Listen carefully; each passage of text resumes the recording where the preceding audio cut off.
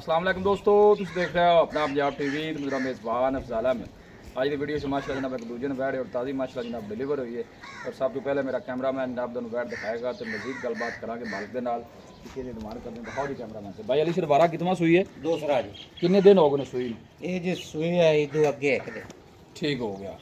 ये दो टाइम दूध कितना कर दी? और पक्का दूध 14 लीटर कर दी 14 लीटर शोर नु सील सा हुए बिल्कुल पीछे बच्चा की सु बच्ची पीछे बच्ची निकन छाड़ के थोड़ा टोरी पर। भाई अली सिर नस्ल केड़ी है? सही यार साहिवाल दे केड़े? साहिवाल दे वलायती क्रॉस गर्मी दा शहनशाह जान बिल्कुल क्रॉस ब्रीड दा माशाल्लाह जनाब जानवर चवा मई वाला इको खसमा चवा तो थाना में माशाल्लाह मज्जा सोना लगा इंदे कोई शक नहीं। 14 लीटर जेड़ा भाई अली सिर दूध देंदी भी बच्चे नु पक्का देगे या सारा टोटल बच्चे शेर छाड़ लो पक्का बच्चे ने जेड़ा पक्का छाड़ के जेड़ा 14 लीटर कोई भी भाई जनाब मौके ते चुआई कर हो सकदा। सकता दो टाइम हो सकता ठीक हो गया। भाई अली सिर की मोल है इस बैट दा?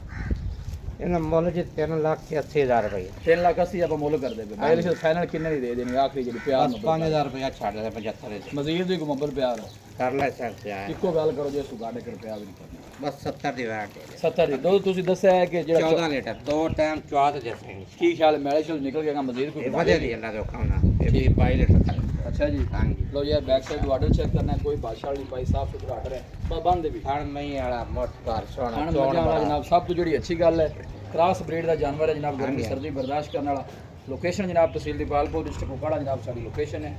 कोई भी भाई जनाब ये जानवर परचेज करना चाहे जनाब स्क्रीन के दिते नंबर से जनाब रब्ता कर सकता है। भाई अली शेर के जानवर जनाब क्रॉस ब्रीड के होंगे ने गर्मी सर्दी बर्दाश्त करने वाले माशाल्लाह जनाब जानवर। वीडियो जनाब पसंद आवे वीडियो को लाइक करो दोस्तों ना जनाब शेयर जरूर किया करो।